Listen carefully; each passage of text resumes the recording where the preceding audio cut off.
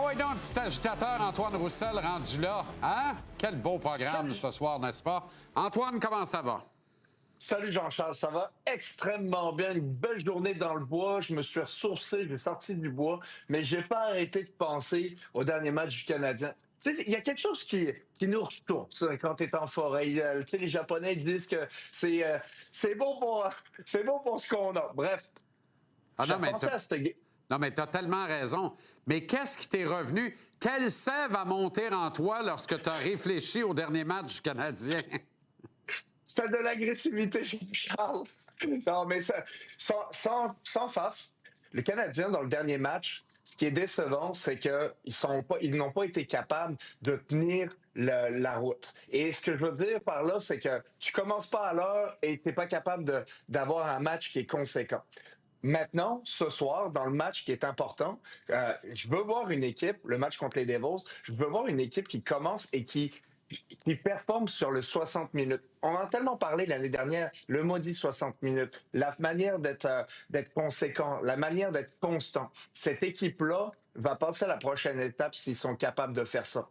Et comment tu fais ça? Ben, c'est que tu as établi une base qui est sensiblement solide, mais faut pas que tu déroges de ce plan-là. Comme ça, si quand ça va pas, tu sais toujours te revenir à la bonne place. Et je pense que le Canadien, avec les principes que Martin Saint-Louis met en place, a des bases somme toute solides. Est-ce qu'elles peuvent s'améliorer complètement? Mais j'ai hâte de voir si on va être capable, dans ce match de ce soir, de revenir à ces bases solides-là. Parce que si tu tergiverses, ça va pas tant bien, puis là, tu l'échappes, puis qu'après ça, tu t'en vas à samedi contre le Mammouth, tu l'échappes encore. Finalement, tu vas te dire, les bases, là, sont pas si solides. Fait que ce soir, pour moi, c'est un match qui est extrêmement important. Un match, on va dire, métronome. Et c'est un match où tu peux vraiment te jauger, savoir où est-ce que tu en es dans ta saison. Pourquoi? Parce que tu joues contre une équipe de premier plan, les Devils. Donc, Ouais, on va voir où est-ce qu'on en est. c'est un baromètre, il n'y a pas de doute ce soir. Et puis, tu sais, c'est un ensemble de petits facteurs de rien du tout qui, mis bout à bout, peuvent couler un projet. Cette équipe-là ne travaille pas sciemment. En espace restreint, on est plus souvent qu'autrement dans plusieurs matchs, deuxième sur la rondelle, on perd nos batailles et quand tu mets ça bout à bout, ça finit par fabriquer des défaites. Il faut travailler, respecter la game du hockey pour ce qu'elle est vraiment.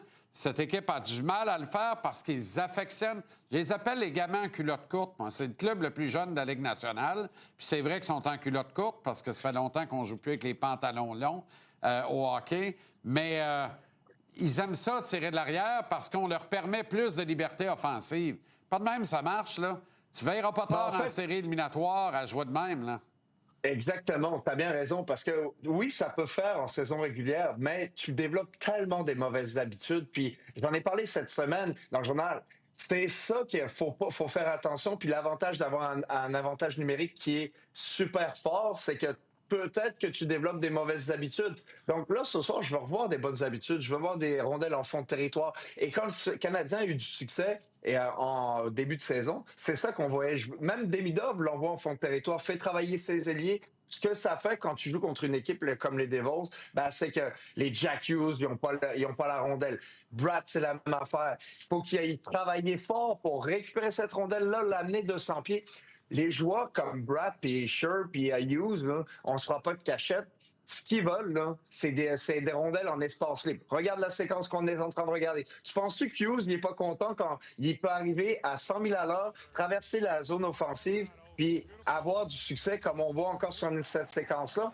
C'est 10 fois plus difficile, même pour des joueurs aussi habiles qu'eux autres, développer et attaquer un filet quand tu as tes 5 joueurs qui sont en zone défensive. Encore une fois, tu les vois sur la transition. Ce soir, le contrôle de rondelle, la gestion de la rondelle sera tellement primordiale que c'est un test. C'est encore une fois un test. Test de ta patience, test de ta maturité ce soir. Et si c'est pas encore ça, ben c'est pas grave. Tu retournes à la planche à dessin.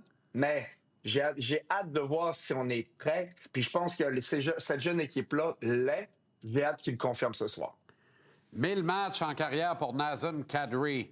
Et certains prêtent des intentions aux Canadiens d'être intéressés au service de ce joueur de centre. Es-tu de ceux-là? J'adore Nazem Kadri. Pourquoi? Un gars avec énormément de caractère. Pourquoi? Parce que ce gars-là, quand il embarque sur la glace, c'est comme un baromètre. Tu sais, on parlait des matchs baromètres, ben, tu as des joueurs qui sont baromètres aussi. Puis ce joueur-là, quand il roule, l'équipe roule. Quand l'équipe roule pas, il va être en mesure de performer plus, amener son intensité davantage pour faire réembarquer la roue. Le seul petit hic, Jean-Charles, c'est qu'il a 35 ans. Mais le Canadien a le luxe de pouvoir se payer un joueur comme ça, d'un point de vue salarial, d'un point de vue, d'un point de vue agilité, puis de prendre un risque. Est-ce que ça serait la bonne solution? Ça en fait partie. Est-ce que c'est la meilleure? Pas sûr à 100%, mais il reste que si son nom circule, je pense que le Canadien doit sincèrement y prêter une sincère attention parce que t'en as pas 50 des joueurs comme ça. Ça s'achète pas des championnats. Il y en a deux. Il y en a un dans les juniors, il y en a un dans la Ligue nationale. Mais le match, ça s'achète pas non plus, Jean-Charles. L'expérience en série, ça s'achète pas. 52 matchs, c'est beaucoup pareil. Donc, à suivre, mais j'aimerais vraiment ça peut-être qu'on appuie sur le bouton, on le fait le plus assez rapidement. Qu'on laisse pas trop tergiverser ça. Surtout si c'est dans les plans d'ajouter un joueur de centre, si c'est pas le cas d'ici Noël. 1000 matchs pour Nazem Kadri, 900 buts pour Alexander Ovechkin, puis on failli chercher à rondelle longtemps. Jean-Charles, on va se poser la question, là. Mais à quoi il pensait? Pensais-tu qu'on n'allait pas voir que tu prenais la rondelle, qu'on n'allait pas venir te la récupérer dans tes shorts? Non, mais shorts bien pas. Ce gardien-là continue de m'étonner. Il fait tout son possible pour se retirer et enlever sa concentration du match de hockey. Depuis le début, là, tu sais, Jean-Charles, ce gars-là, à chaque fois qu'il est impliqué dans autre chose que garder les buts, son équipe vacille. Son équipe ne performe pas. Ben, qu'est-ce qui s'est passé hier soir? Ben, même chose que quand il reste impliqué, il donne des mises en échec. Il joue pas très bien, son équipe perd, fait des revirements à tonnes, comme on vient de voir, et ça leur coûte cher. Donc, très décevant dans le cas de Binnington. Dire que c'est celui qui a gagné la place de numéro 1 pour l'équipe canadienne, ça fait un peu mal. Ah, c'est lourd. Honnêtement, c'est lourd. OK, les Blues ont échangé Zachary Bolduc, puisqu'on parle de Saint-Louis, de Binnington. Est-ce que ça a envoyé le pire des messages, au fond, au vestiaire et même aux partisans de l'équipe? En tout cas, eux l'ont pris de même, là. C'est un début de saison catastrophique. J'en parle pas beaucoup. Je sais que Renaud va m'en parler aussi. J'ose pas en parler parce que j'ai peur pour un gars que j'aime beaucoup, Jim Montgomery. Écoute, et tu as raison d'avoir peur parce que je ne comprends pas. Quand je regarde sur papier cette défensive-là, elle a tout pour être une des meilleures dans la Ligue nationale.